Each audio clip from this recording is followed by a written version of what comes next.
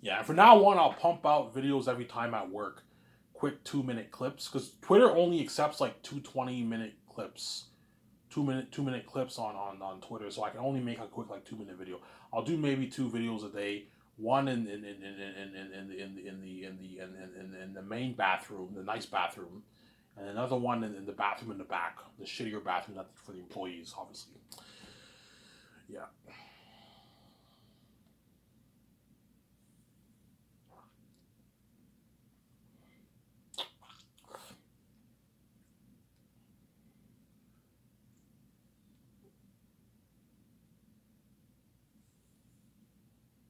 I told you, if I ask this chick to hang out with me, nobody can know. I'm gonna do it on a weekday, man. Weekday's the best day to do it, obviously, because there's not much people working. I even when will you do it? I know exactly what to do. Whenever I see her going inside in the train room to get her, whenever she goes inside and she gets her purse, obviously, that's when I know she's about to leave. That's when you go in the back and you have like a smoke. And she comes out back, and then that's when you ask her, obviously. That's what I'm gonna do. I'm like, hey, such and such. I was just wondering, hey, like, you want to hang out with me sometime? Like, maybe have an ice cream. Is it a date? No, it's not a date. Just hang out. She's like, we'll see what she says. If she says no, I'll be crushed, obviously, and it's her loss, and I'm done with the Coca Free chicks. I'm moving on to St. Hubert's and Dinty's. I'm done with the Coca Free chicks. If this one rejects me, obviously, yeah. Obviously. Some Sarah.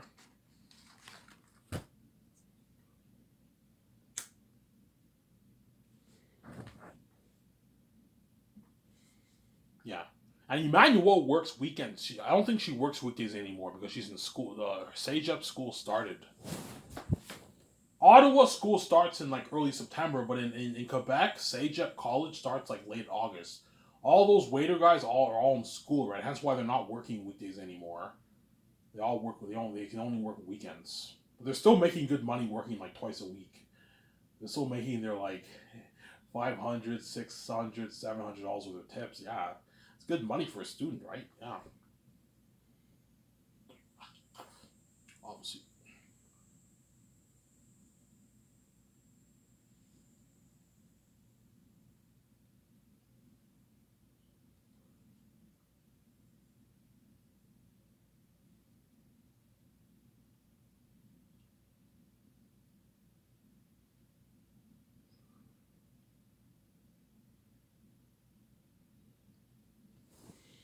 So the boss yelled at me today again. He got mad at me, man. He called me up when he. I'm like, you didn't even tell me that I'm working Thursday. That I'm working Thursday, Friday. And you're getting mad at me. Well, then text me. I'm like, why don't you text me? You're the you're the boss.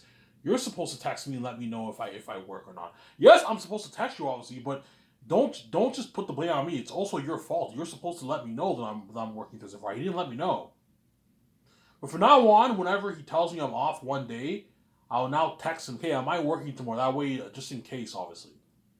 Because today he got mad at me, obviously, right? He got mad at me again at work because they ran out of omelet. He got mad at me. He was like yelling at me. Like, this is how you treat your fucking employees, man.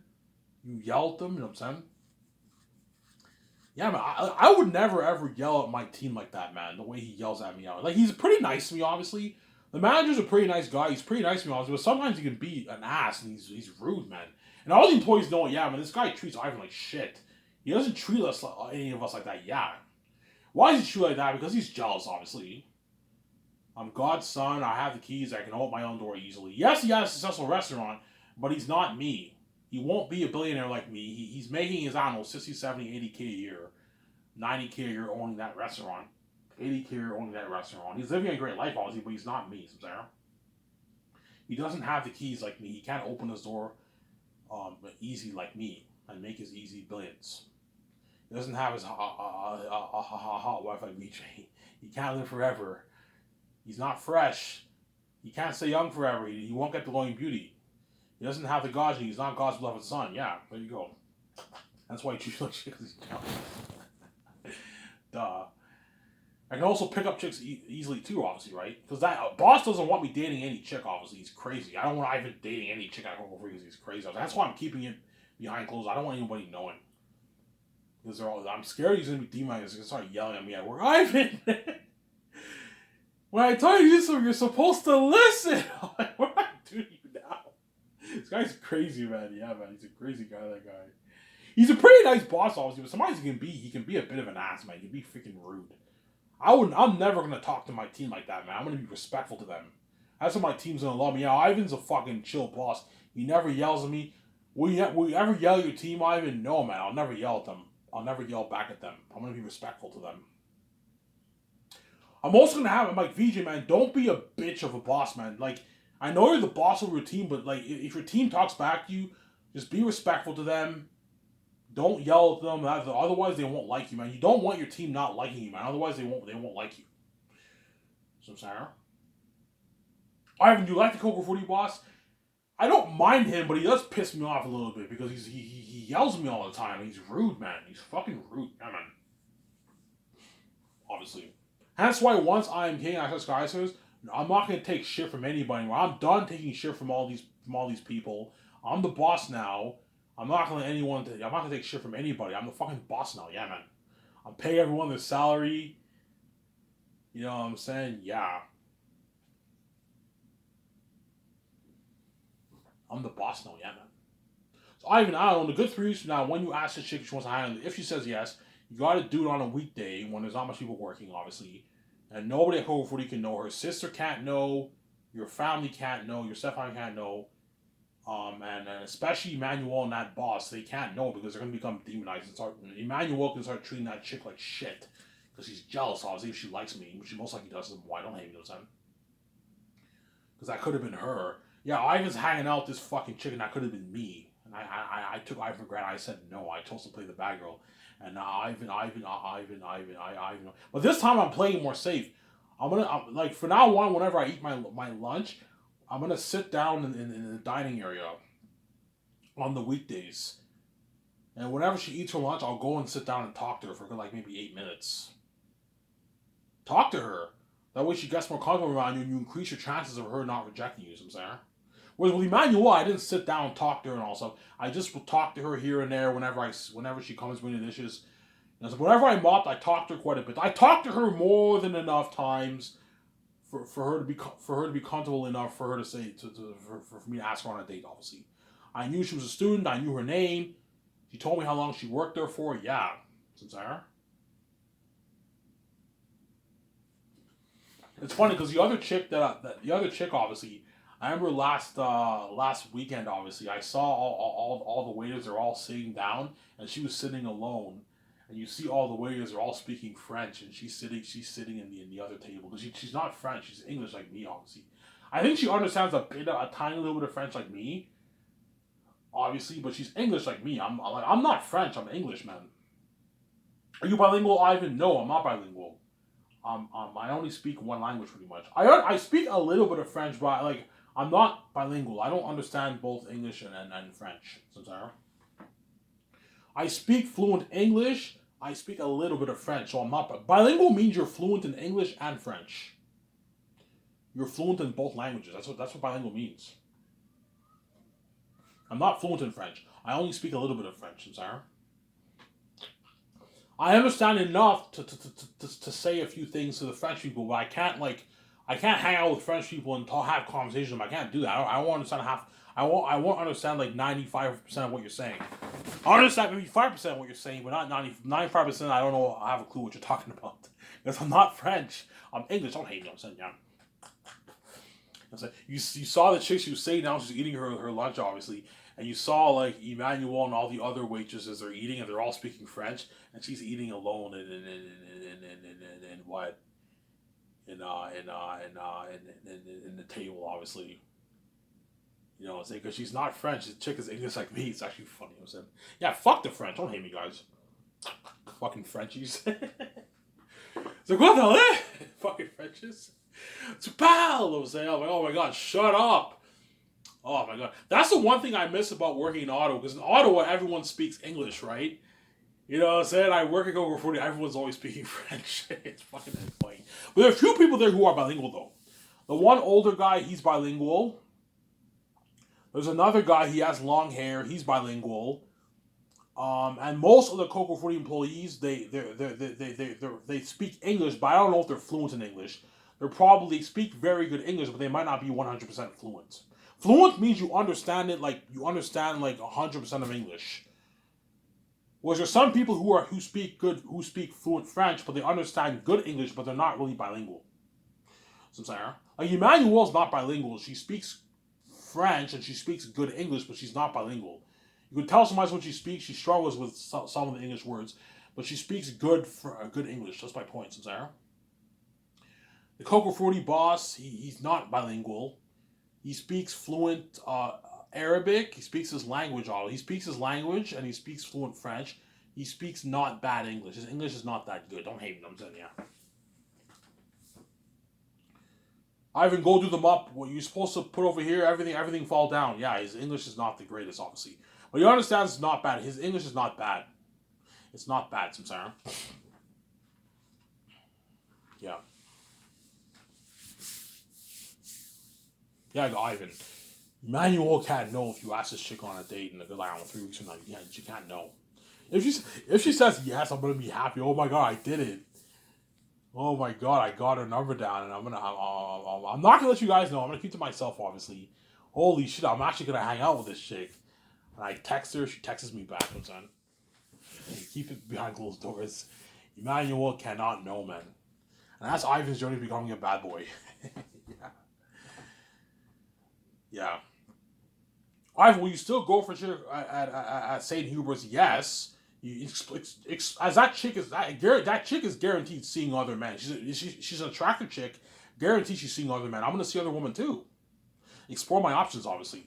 Hang out with her, but you're not dating her. You can ask a chick at St. Hubert's on a date, ask a chick at Denty's, ask a chick at Gabriel's.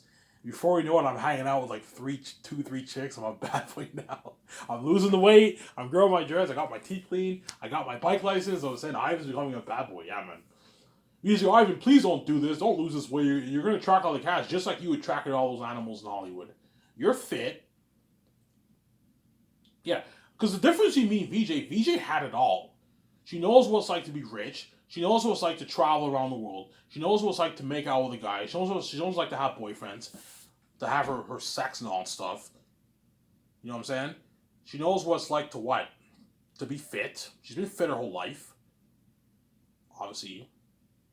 Does VJ work out? Yes, VJ works out, but I don't think she works out that much. She probably works out like occasionally here and there. Because she has the good genes, she's naturally fit, obviously. She has a naturally fit body. But I don't think she works out that much. She probably works out occasionally here and there.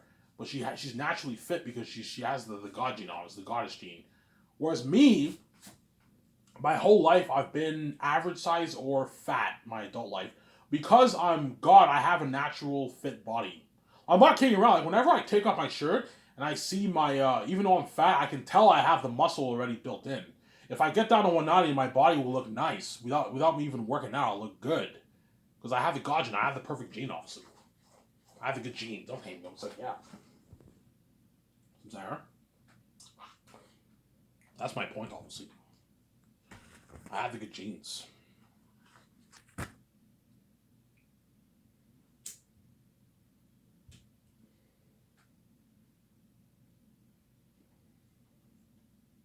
I have the good genes. Sarah.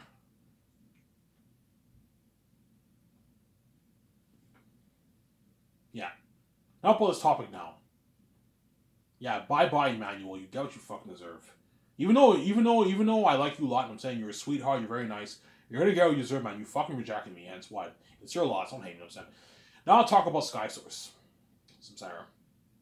Yeah. So Zayas, I'll make for $1.2 billion. 780 towards the movie. I'll make it for like 1.2 like 50 million. I'll put a bit more. 1.2 like 50 million bucks because chances are I'll have maybe 30 million left over in the budget. Everything will be drained. And I want to put at least $200 million towards each of the 203 million around there towards each of the volumes. So put a bit more money that way you can pour money into into each of the volumes. Obviously, $186 million is more than enough money, but I want to pimp it out more. I want like $200 million. Here's like Ivan, like $186 is more than enough. That's unheard of, Ivan. That's better than Avatar. Like, Ivan, for Lord of the Rings, you put like $30-40 million towards visual effects on for each of the movies. $186 is more than enough money, Ivan. I'm like, Peter, no, I want like $200-3 million going towards. Okay, Ivan, no, that's fine. You know what I'm saying? Okay, Ivan, suit yourself. Well, yeah, Peter, well, yeah, Ivan, you'll get a better movie anyways. Yeah, I know what I'm doing. I want Eric Tatum to be the most heard beings ever in movie history. See what I'm saying? Yeah, man. That's why you gotta pour a lot of money towards that, man. Yeah, man. Obviously. So 780 towards the movie, and then no, if it's 1.2 billion, 50 million, then now 800 what? 830 towards the movie. Sorry. Yeah, so I'll put $1,250,000,000 towards the movie. So $830 million towards the movie because I want to. Chances are I'll have maybe. I did the math. I'll have maybe like 30 million left over in the budget around there after all the fees. Some Sarah. So I'll put $1,250,000,000 towards the movie. Still 1.2 billion. $830 million towards the movie. If my math is right, yeah, $830 million towards the movie. $410 towards salaries to pay my cast, crew, and my 7 team. Peter Jackson's salary and Mel Gibson's salary I'll pay out of my pocket. Some Sarah. And I'll put $10 million towards the unheard of behind the scene documentary to pay my my doc crew, their salary, their yearly salary, and pay for their living and their feeding, as well as their transportation, obviously. How will they fly? They're gonna fly on my jets. I'll have them fly on maybe just private jet. How much camera crew? I'll hire a good 12 to 15 12 camera crew is good enough. A 12 camera crew I'll have work. 12 camera crew is enough, obviously. You need a big dock crew. You can't have like 3 cameramen. No, you need like 12 of them. Because they're flying to all these places, filming all the stars, filming the crewman third year. You have to have a lot of cameramen. 12 cameramen's enough. You pay them their salary. You pay for their living, you pay for their fee and their transportation when they're flying on a private jet. Obviously, you also have to pay for the cameras for the documentary. That's all through the $10 budget. I'm gonna rent the independent movie cameras. The independent movie ones. Not the shitty ones for like Keeping Up with Kardashian. No, better cameras than that. The ones they use for independent movies, I'm gonna rent those ones. That's for looking at an amazing documentary, like an independent movie documentary. That's something beautiful, yeah, with beautiful music, yeah, man. Like, Shark Tank, the camera's good. They have a camera better than that. Because the cameras they use for that is they use cheaper cameras. I'm using like independent movie cameras, guys. So Naomi Diaz, okay, that camera, yeah, think of a camera like that for my doc, man. Looking at an amazing documentary. Because I put 10 million towards it. And that's why everything in Skyscraper is high tech, yeah, man. I'm sorry. 10 million towards the doc. And also the editing, obviously. I'm gonna have to rent editing software for the doc too. I'll hire one editor for the doc. I don't need one editor. Hire one editor, pay him the same amount of money as you're paying the camera guys. He gets paid the same amount of money. Obviously. You also have to hire singers. I'll either hire singers for my doc or I'll license the rights to put music in my documentary. I don't know, we'll see what happens. I'll tell VJ, do you wanna just purchase you wanna just license the rights to put music in our doc? Or do you wanna just hire like 2 singers to sing for the documentary? Like, what do you wanna do? Hire 2 independent artist singers who sing. Independent artist singers who sing, I'm sorry. Pay them like $150K for your doc to sing. That's a good paycheck for them. Independent artists will gladly sing for you for $150,000. Whereas the A-list ones are expensive. They're gonna charge you like $1,800,000, $750K. They're fucking expensive. Whereas A-list, I'm not having any A-list singers for my soundtrack. Because you have the soundtrack and you have the score, right? The score, obviously, Hans Zimmer will compose that, and you have to hire a choir. But I also want singers singing for the end credits and all that stuff, and I want some music in some beautiful music in the movie, obviously. You can hire 2 woman singers for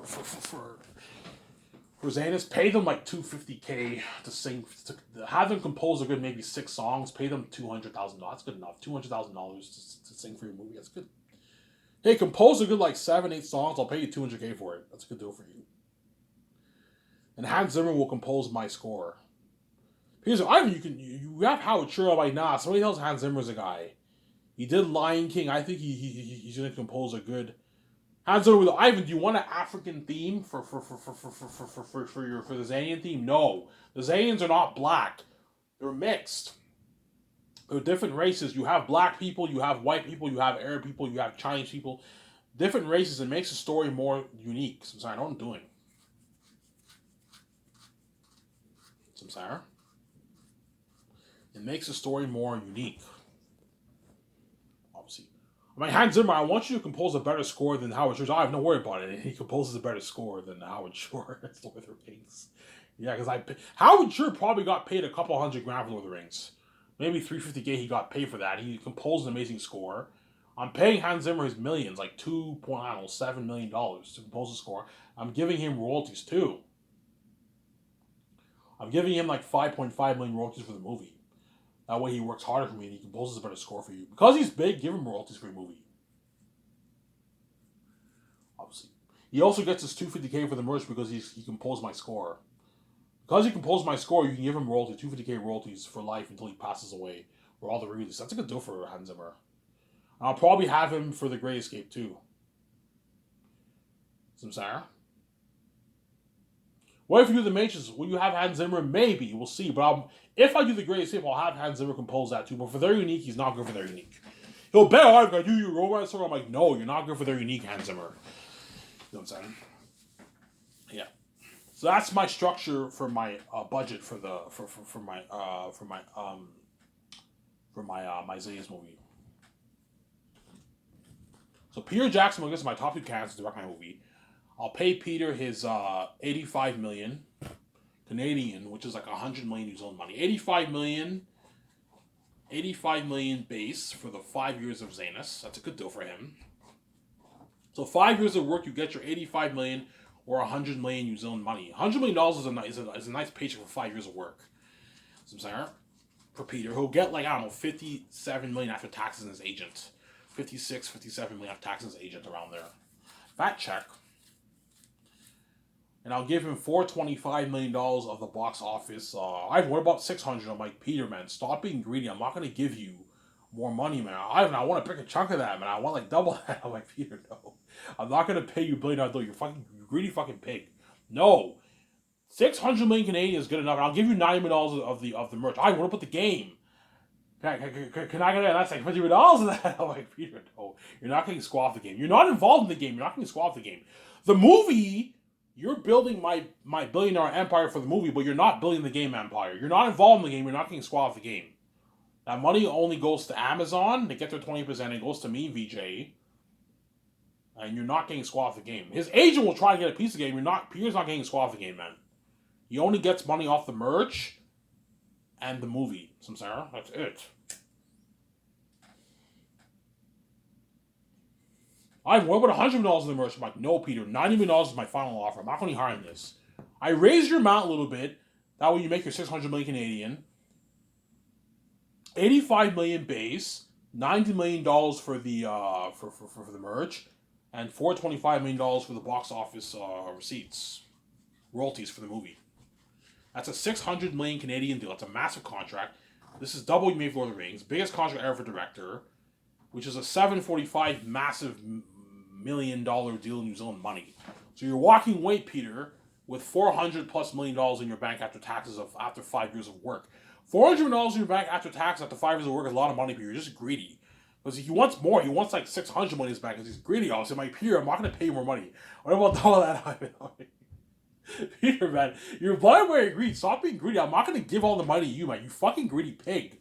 I'm not going to sign you to an $850 million. You're fucking crazy, Peter. He's greedy, man. Yeah, man. No said. Hurry, check it out. No, you're not getting any more money, Peter. You fucking greedy pig. And Mel Gibson, I'll pay him $56 million base for his base salary. I'll give him $200 million of the box office royalties and $35 million of the merch royalties. So he signed a $290 million Canadian deal, almost half of Peter's contract, which is like $250 million in his American money. So Mel will walk away with like $110 million back after taxes after 5 years of work. It's a lot of money for Mel. $100 million richer. Not the kind of money Peter's making, but he still signed a massive contract. Money that these actors in Hollywood don't make. Yeah. That's a deal, Ivan. That's a shitload of money, Ivan. $100 million richer? That's a good deal, Ivan. Yeah, work hard for me, obviously. But the question is, who is better for the job, Mel or Peter? I don't know. You gotta test their creativity, obviously. I don't know. Ivan, who are you gonna choose, man? I'm gonna be honest with you, man. Somebody tells me I'm gonna choose Mel Gibson. I'll just be honest with you. Somebody tells me he's gonna make the better movie. He's gonna push Eritas Horde to another level. He's gonna make a kick-ass movie, man. I think Peter will make a good movie. I think Mel's movie will be better. The only thing that worries me about Mel is the fantasy world. But I'll be helping Mel. George, Guillermo del Toro, and Vijay will be helping Mel build the world. So we'll still get a good world, obviously. But Peter's a fantasy guy. That's the thing, though, man. But Mel will bring my world to life, too, and he'll make an amazing movie. He's going to make a powerful story. Yeah, I don't know. I compare Mel's answers to Peter's. Vijay, I think Mel's the guy, not Peter, man. Don't hate Peter. I think Mel's the guy, not Peter. Yeah, man. I think Mel's the man, not Peter. Yeah, man. You know, I don't know. I'll talk about Mel this time. I choose Mel over Peter. Don't hate Peter, I'm saying. Mel, you're hired. Peter, I'm sorry, you're not hired. I choose Mel, I'm saying. He signs that massive contract. And then Mel will be my co-executive producer, my co-executive producer, my director, and my co-writer. And he will help me co-write the 3 volumes of Zanus, obviously. And I'll have Guillermo del Toro be his director, unless he wants someone else. Mel, I think Guillermo del Toro is the best guy to assist you. Is that fine, or do you want another director? Ivan, have Guillermo del Toro on board. Okay, we'll have Guillermo del Toro help you out as your assistant director. And then you can have Barry Osmond be the assistant producer. And okay, Mel, who's the best guy to assist you with the script? I think the guy who helped you write Braveheart and Passion Christ might be your man. Oh yeah, Ivan, I'll have him as assistant producer. He'll help with my 72 calls, and he'll help you out with the script. Me and you with the script. So my 2 screwballs will help us with the script, I'm sorry. And Guillermo del Toro helps with the script. Now we write an amazing script, I'm sorry. Yeah.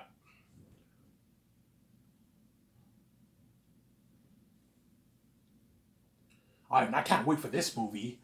You know, so you see me on the Ivan, like, everything of them are going to be demons, man. Like, I'm so pumped for this movie, Ivan. I'm excited. Yeah, he's all happy and excited. Yeah. He's all happy and excited, Mel Gibson. Yeah.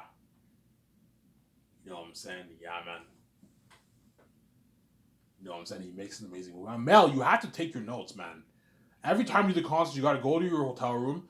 I'll have Guillermo del Toro and your assistant writer who helped you with Passion of Christ and Braveheart, if he wants that guy to help him. Have him help you with your notes. George can help you out too. And I need you to help him with the main calls. Mel has to help me. Mel knows all the best stuff in Hollywood too, because he produced Passion of Christ, he produced Hacksaw Ridge, he produced Braveheart, he directed it. He was a boss of those movies, so he knows about all the best stuff in Hollywood too, obviously. Him and Peter know about all the best stuff in Hollywood, all those companies.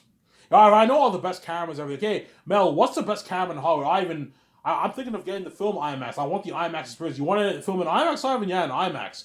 But the film cameras, Mel, not the digital. Okay, Ivan, yeah. Then we get the more natural look, yes.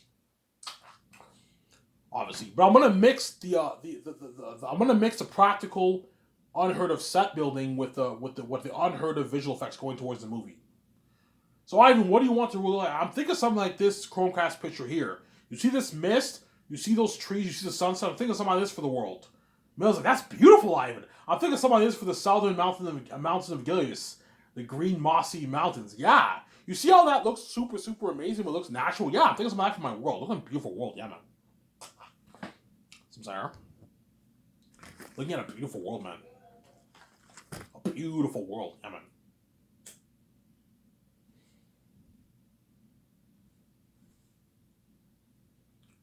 So Mel has to help me with the hotel party. Mel's like, you're renting that hotel? I'm like, yeah, Mel. He's like, holy shit, your company's top notch. Yeah, we have to call the Birchnock Hotel. We have to rent that hotel for 2 days. We're gonna do a 2 day party, like a 6.5 hour party for the whole cast and crew. All you can drink alcohol, DJs, like an amazing party, obviously. Inside and out, crazy party. And then like a 5 hour red carpet event at that hotel featured. For the fans in Switzerland, obviously. Look like a crazy event. The whole city like cheering us on, something crazy. With billboards, the background, billboard pictures, posters, something amazing. A nice red carpet. You know what I'm saying? Yeah. The deal is $10.1 million for the owners and the manager at the hotel. So we're sort with the Sharks, obviously. The Yasuhara made the calls for the IMAX cameras, the film IMAX cameras, for the movie. We'll rent a good 12 of them. That's enough, Ivan. Yeah, 12 cameras, as well as the equipment for the cameras. The drones, the best drones in Hollywood for the high shots. The sound equipment, the lighting equipment. We have to make all those calls, as well as the what?